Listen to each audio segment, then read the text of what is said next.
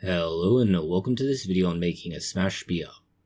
No, this is not a sex thing, although alcohol does have a certain correlation with sex. Instead, what we are talking about is a minimalist beer recipe that achieves a lot with very little, at least by comparison to other regular beer recipes. Remember that although this is an increasingly popular method in both homebrewing and professional brewing communities to some extent, it has strengths and weaknesses that will be apparent in time. A SMaSH beer is a homebrewing and, as mentioned, increasingly professional brewing concept that stands for single malt and single hop. It is a deliberately minimalist beer recipe designed to use only one type of malt, or more accurate to say, one base malt with occasionally optional minimal specialty malts for technical reasons, and only a single variety of hop across all the stages of hopping, whether it's bittering, flavour, aroma, dry hopping, or anything else. The goal is to create a clean, focused showcase of just two ingredients, allowing brewers to isolate and evaluate individual contributions in terms of flavour, aroma, body, and overall character, free from masking effects of multiple malts and hop varieties. It's almost a throwback to German beer purity laws, but even more restrictive again now. The SMaSH brewing originated mostly in the homebrewing community in the early 2000s. It was more popularised on forums like Homebrew Talk and Northern Brewer, and it's useful as both an educational tool and a way to produce very drinkable, sessionable beers with minimal complexity. It's since been adopted by a number of craft breweries for limited releases, a brewer training, and ingredient spotlight series. The core principles are, fairly straightforward. It's, SMaSH, single malt, single hops. So the rule is, you can see the basic breakdown here. You want one base malt, you want one hop variety. This will provide all of the bitterness, flavour, and aroma. You want any clean or characterful strain. You're not restricted anywhere near as much as you are with others. You have a fermentation profile that can vary, but nearly always chosen to stay neutral, and the water is adjusted to suit the style. This is somewhat critical, but it's not actually part of the SMaSH acronym.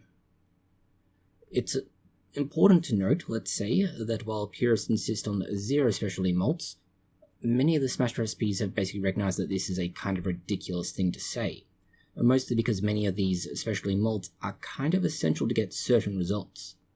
This is why many of the SMaSH recipes allow for tiny amounts, anywhere between 1 and 3%, depending on exactly how you calculate this, of things like caramel malts or crystal malts, acidulated malts, and similar for head retention, a pH correction, or minor color adjustment, but not so much for the flavoring. This is somewhat distinct from regular malt use, wherein malt often adds a considerable amount of complexity to flavour.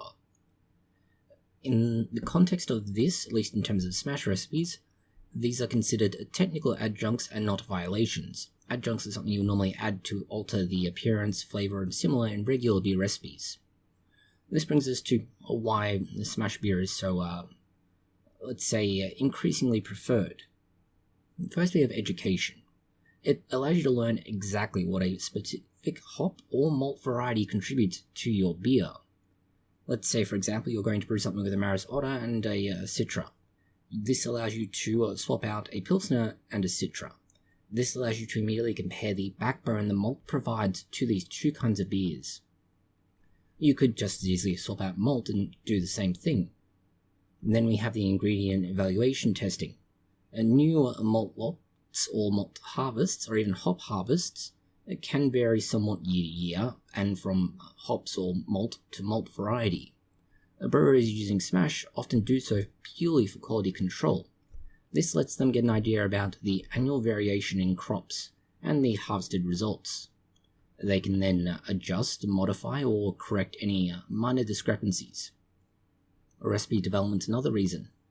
It lets you start very simple and then layer more complexity as you go. This is why a great SMaSH recipe often becomes the base for many flagship beer varieties, at least those that are actual beer. And finally, sessionable. This means you can drink it reasonably, you can provide a clean fermentation with balanced bitterness and a moderate alcohol by volume. This means you can drink a lot and, first of all, not gain as much weight, which, depending on exactly how you are drinking this and where, may be important, but also not get absolutely drunk on this beer.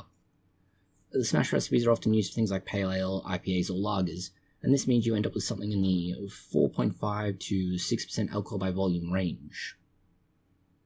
In terms of its anatomy, most SMaSH beer recipes are actually fairly well suited to homebrewing in particular. You're using basically a 20 litre volume, or about 5 gallons, and that's for an all-grain SMaSH recipe. So you can see a template here. We're going to go with the Maris Otter, citrus SMaSH, pale ale as an ingredient, and basically we're looking to try and turn this into beer of a kind. You need about 4.5 kilograms. This is roughly 10 pounds of malt, the Maris Otter Pale Malt.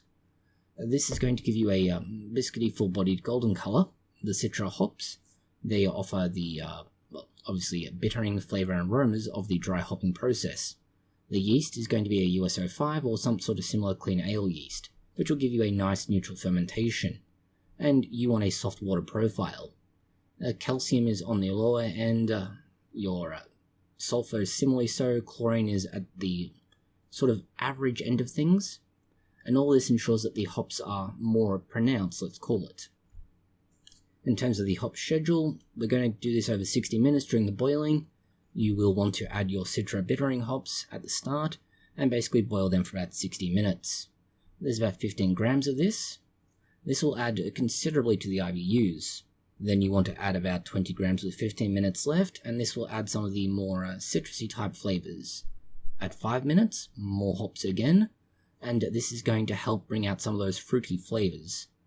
At days 5 through 7, depending on how you want to do this, you want to add up to 70 grams. You can either do this in one go or progressively dose it. It's your decision. And this will add some of that tropical aroma, but none of the bitterness.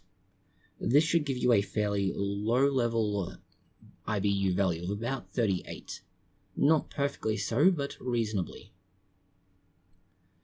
There are variations on top of the SMaSH techniques. For example, if you want to say, use considerably more malt, but also very heavy and very dry hops adding to it. This is added particularly if you're looking to get both high alcohol volume and high bitterness. You can use a basic SMaSH recipe for a lager pilsner, which is using a malt plus noble hops. This will take considerably longer than usual, somewhere between 6 and 8 weeks of lagering. Or you can opt for the yeast-driven options, which is using the same malt and hops, but you want to split batches of different kinds of yeast. This allows you to look at and compare results of exactly the same malt and hops base, but with different yeast driving the fermentation.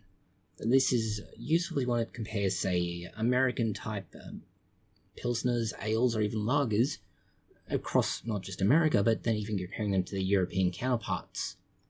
And last, we have the brute SMaSH add, which is basically you add a whole bunch of amylase enzymes in the fermenter. This allows you to almost, not exactly, but almost, ferment it as completely as you possibly can, creating an incredibly dry beer. This is good if you want high carbonation and something with champagne-like properties, and, as mentioned, high alcohol. There are a few common traps, pitfalls, issues. We're not quite sure what word to use, but you want to avoid these problems, or at least be aware of them when using a SMaSH recipe. For example, there is the use of high-protein 2-row or Maris Otter malt. You want to particularly be aware that this can cause low head retention and can sometimes lead to certain issues to do with production of, let's say, unwanted flavors. Occasionally, the beer made this way can be particularly harsh and bitter, and this can be solved, generally speaking, by using, say, bittering agents that are not as bitter. Basically, look for lower alpha acid hops. Then you have the possible concern of overbittering if you're not careful. And, this is often done mostly to, be a product of your high hop use. There's a bunch of others. You can see them here in this table. We're not going to try and explain to you what you can read for yourselves because, frankly, you should be capable of doing so. And we assume you aren't idiots. And then we have scaling and the use of extracts. Extract is exactly the same as everything else. What you're primarily going to do is just take a 20 litre or essentially a 5-gallon fermenting container, add 4 kilograms of light dry malt extract, or your equivalent thereof, and you want to add exactly the same hops as you would elsewhere. The only difference is you probably want to steep 200 grams of base malt for a bit of flavour, but this is entirely optional. There are a few philosophical notes we might mention only because they're worth touching on for practical reasons. A good SMaSH beer is kind of like a simple dress or piece of clothing. It can be simple, elegant, and revealing, but it won't hide any of the flaws. It'll make any flaws you have that much more apparent. Basically, it's like a beauty pageant where everything looks shiny on the outside until you see there's nothing on the inside. The SMaSH beer process is essentially one of balance. If you can master the SMaSH recipe, you should be able to achieve Zen-like balance in your beer. And, well, SMaSH beer is exactly what it says on the tin. Single malt, just one base malt used, just one hop used at all stages, and you don't try and add anything that's going to mask the flavour from those ingredients. It's something you can use to teach, test, and, to a certain extent, delight by simply being able to experiment more freely with just a single minor variation. Although we don't necessarily agree with this analogy, we do like it. A SMaSH recipe is like the haiku of brewing. The constraints of it breeds creativity. You can apply it to just about any target style, any preferred malt, any preferred hop, and just about all batch sizes and methods. Thank you for watching this video. If you have found it interesting, consider liking, sharing, and subscribing, and please do post any comments, questions, or suggestions you have below.